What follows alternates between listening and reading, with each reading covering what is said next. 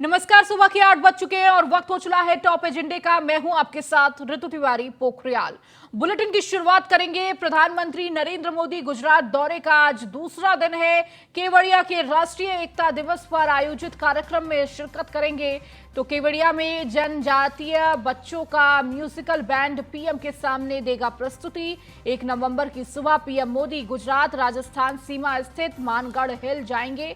मानगढ़ हिल में पीएम मोदी पंचमहल के जाबू घोड़ा जाएंगे। कई विकास कार्यों का लोकार्पण और शिलान्यास भी करेंगे।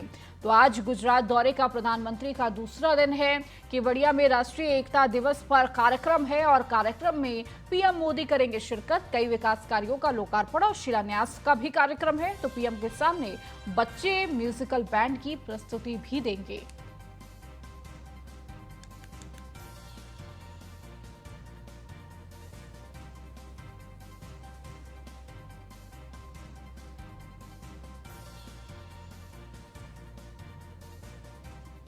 आज नोएडा आएंगे मुख्यमंत्री योगी आदित्यनाथ। अत्याधुनिक डाटा सेंटर और गंगा जल परियोजना का करेंगे शुभारंभ। इंडिया वाटर वीक कार्यक्रम में भी हिस्सा लेंगे। तो आज मुख्यमंत्री योगी आदित्यनाथ नोएडा आएंगे, जहां पर अत्याधुनिक डाटा सेंटर और गंगा जल परियोजना का शुभारंभ करेंगे। तो इंडिया वाटर वीक कार्यक्रम में भी हिस्सा लेंगे, जिसमें राष्ट्रपति भी शामिल होंगी, जिनका स्वागत करते हुए भी सीएम योगी आदित्यनाथ नजर आएंगे। तो आज नोएडा आएंगे मुख्यमंत्री योगी आदित्यनाथ। अत्याधुनिक डाटा सेंटर और गंगा जल परियोजना का शुभारंभ करने जा रहे हैं। तो वहीं इंडिया वाटर वीक कार्यक्रम में भी हिस्सा लेंगे। तो बेहद महत्वपूर्ण ये कार्यक्रम रहने वाले हैं। तो अत्याधुनिक डाटा सेंटर जो बेहद ही बड़े पैमाने पर बनाया गया है। और अधिक जानकारी के साथ नोएडा से हमारे संवाददाता ललित पंडित हमारे साथ जुड़ चुके हैं। ललित, आज मुख्यमंत्री योगी आदित्यनाथ नोएडा आ रहे हैं और इस दौरान कई कार्यक्रमों में हिस्सा लेंगे, लेकिन सबसे महत्वपूर्ण जो अत्याधुनिक डाटा सेंटर बनाया गया है वो बेहद महत्वपूर्ण रहने वाला है और जिसका शुभारंभ सीएम योगी आदित्यनाथ करने जा रहे हैं। जी बिल्कुल। आज सीएम योगी आदित्यनाथ 2 दिवसीय दौरे पर ग्रेट नोएडा आ रहे हैं, जिसमें उनके द्वारा आज सबसे पहले जो योटा डेटा सेंटर है उसका उद्घाटन उनके द्वारा किया जाएगा।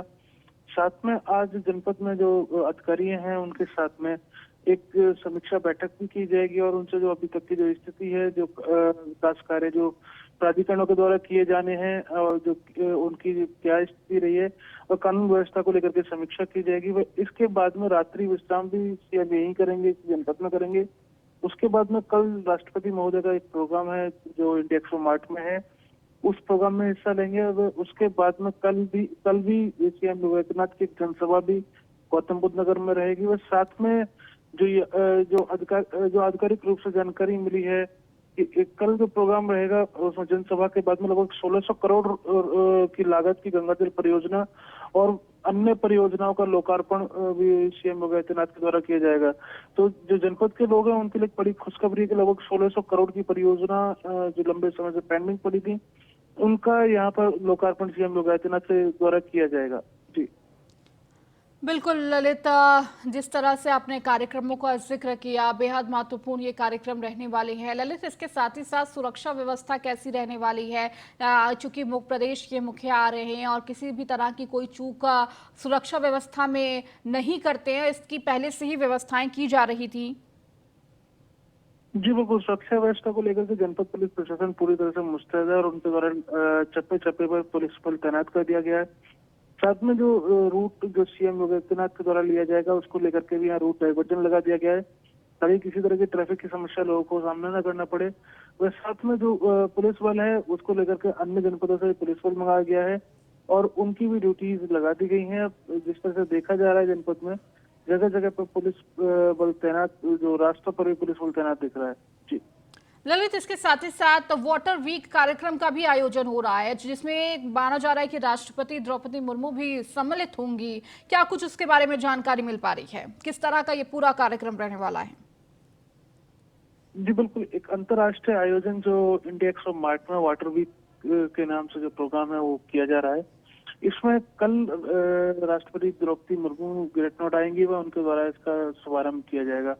इसी के दौरान जो सीएम योगी आदित्यनाथ है वो भी इस प्रोग्राम में जो उनका वाटर वीक का उद्घाटन होगा उस समय पर वो भी मौजूद रहेंगे। साथ में जो कल का जो प्रोग्राम है उसमें जो राष्ट्रपति महोदय के साथ का जो प्रोग्राम है उसमें बताया गया है कि राष्ट्रपति महोदय के साथ में जो गवर्नर है, गवर्नर आनंदीबेन पटेल व अन्य जो सीएम योगी आदित्यनाथ और जल शक्ति मंत्री गजेंद्र सिंह शेखावत, विश्वेश्वर टूडू व प्रहलाद सिंह पटेल, सेक्रेटरी हैं DOWR के पंकज कुमार और जो आईपीएस हैं एडीजी सिक्योरिटी विनोद कुमार सिंह, ये सभी लोग कल यहाँ पर मौजूद रहेंगे और उसी दौरान जो ये जल वाटर वीक है उसका उद्घाटन राष्ट्रपति महोदय के द्वारा किया जाएगा। ठीक है ललित, बहुत बहुत शुक्रिया इन तमाम जानकारियों को देने के लिए। चलिए बढ़ते हैं आगे। आज अशोक गहलोत का मिशन गुजरात दौरा समाप्त हो रहा है। मिशन गुजरात पर रहेंगे सचिन पायलट। गुजरात में सचिन पायलट करेंगे चुनाव प्रचार, तो 4 चुनावी जनसभाओं को भी करेंगे संबोधित। परिवर्तन संकल्प यात्रा भी करेंगे शिरकत। तो मिशन गुजरात पर सचिन पायलट रहने वाले हैं और इस दौरान चुनाव प्रचार करते हुए नजर आएंगे। आपको बता दें गुजरात चुनाव भी नजदीक है और इस साल के अंत तक गुजरात चुनाव होंगे और इसी को देखते हुए 4 चुनावी जनसभाओं को सचिन पायलट संबोधित करेंगे। कहीं ना कहीं जिस तरह से परिवर्तन संकल्प यात्रा में भी शिरकत करेंगे और इस चुनाव प्रचार को लेकर तमाम ताकतें झोंकने में हर एक पार्टी लगी हुई है, चाहे वो कांग्रेस हो, बीजेपी हो, आम आदमी पार्टी हो। कोशिश यही की जा रही है कि किस तरह से सत्ता में आया जाए, तो वहीं बीजेपी अपनी साख मजबूत करने में लगी हुई है। तो सचिन पायलट इस दौरान 4 चुनावी जनसभा को संबोधित करेंगे। परिवर्तन संकल्प यात्रा में भी शिरकत करेंगे। तो गुजरात विधानसभा चुनाव को लेकर कांग्रेस का ये संकल्प यात्रा है। आज अशोक गहलोत का मिशन गुजरात दौरा समाप्त हो गया है। तो इससे पहले अशोक गहलोत लगातार गुजरात में प्रचार प्रसार कर रहे थे और चुनावी प्रचार प्रसार लगातार कांग्रेस की तरफ से किया जा रहा है और अब सचिन पायलट ने गुजरात की कमान संभाल ली है और 4 चुनावी जनसभा को संबोधित करेंगे। इसके साथ ही परिवर्तन संकल्प यात्रा जो कांग्रेस के द्वारा ही चलाई जा रही है उसमें शिरकत करेंगे।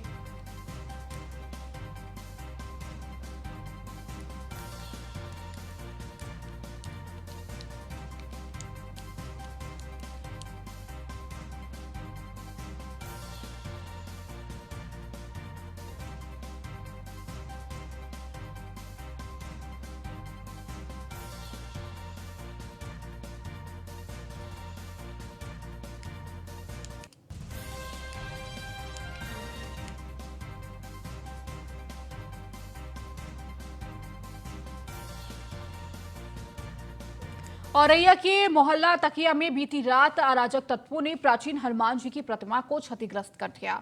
सुबह जब श्रद्धालु पूजा पाठ करने पहुंचे तो हतप्रभ रह गए। इसके बाद तमाम हिंदू संगठन के लोग और श्रद्धालुओं की भीड़ लग गई। सूचना पर पुलिस पहुंची तो मामले की जांच में जुटी।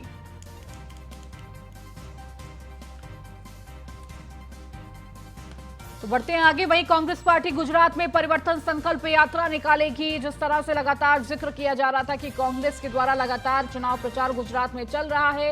यात्रा में भूपेश बघेल, दिग्विजय सिंह मौजूद होंगे। वरिष्ठ नेता मुकुल वासनिक भी परिवर्तन संकल्प यात्रा में शामिल होंगे। तो गुजरात विधानसभा चुनाव को लेकर कांग्रेस का ये परिवर्तन संकल्प यात्रा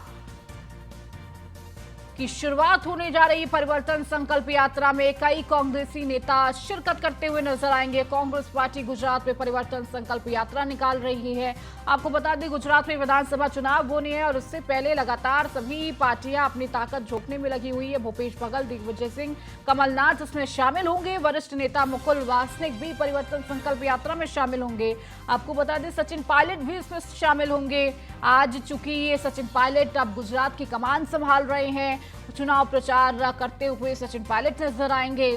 तो परिवर्तन संकल्प यात्रा में भी शामिल होंगे सचिन पायलट। इसके अलावा तमाम बड़े कांग्रेस के चेहरे भी इस पूरे संकल्प यात्रा के दौरान शामिल होंगे।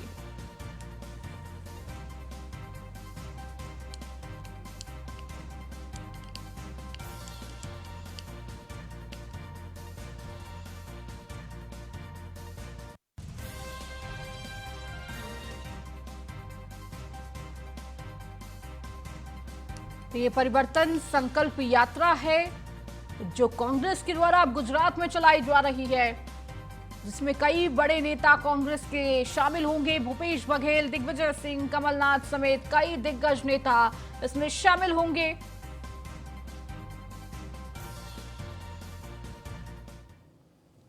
वहीं प्रियंका वाड्रा का कुल्लू में रोड शो रद्द हो गया है। प्रशासन से रोड शो की नहीं दी थी अनुमति।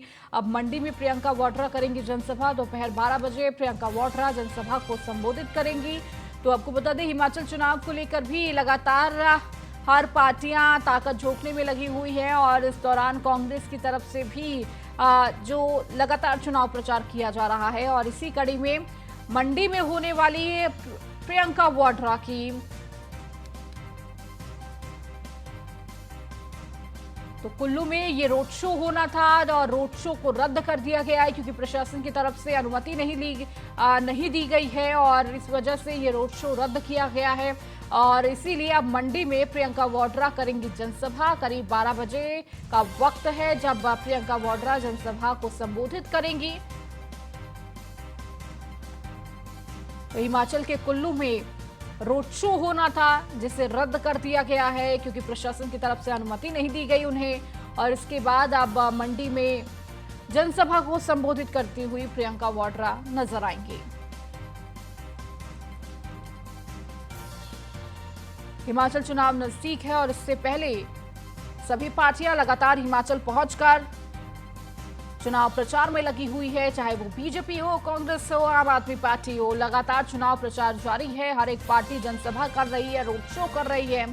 और वहीं प्रियंका वाड्रा भी रोड शो करने पहुंचने वाली थी कुल्लू, लेकिन प्रशासन की तरफ से अनुमति नहीं दी गई। इसीलिए अब मंडी में जनसभा को संबोधित करेंगी। 12 बजे का वक्त होगा जब वो इस जनसभा को संबोधित करेंगी।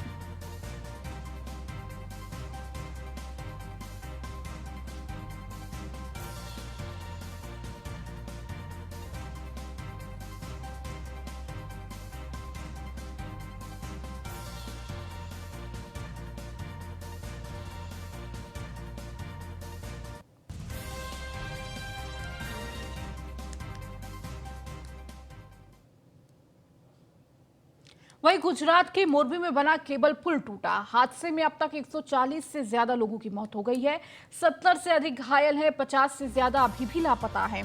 170 का रेस्क्यू। नदी में पानी कम करने के लिए चेक डैम तोड़ा जा रहा है। तो पीएम मोदी ने मृतकों के आश्रितों के लिए मुआवजे का भी ऐलान किया है। मृतकों के परिजनों को 2-2 लाख का मुआवजा, तो वहीं घायलों के परिजनों को 50-50 हजार का मुआवजा देने का ऐलान किया गया है। तो गुजरात के मोरबी में जो केबल पुल बना था वो कल रात टूट गया और हादसे में अब तक 140 से ज्यादा लोगों की मौत हो गई है। लगातार रेस्क्यू अभियान कल रात से किया जा रहा था और हर किसी को सुरक्षित बाहर निकालने की कोशिश में लगातार लगे हुए थे, लेकिन इसके बावजूद देखिए बड़ी संख्या में 140 से ज्यादा लोगों की मौत हो गई है।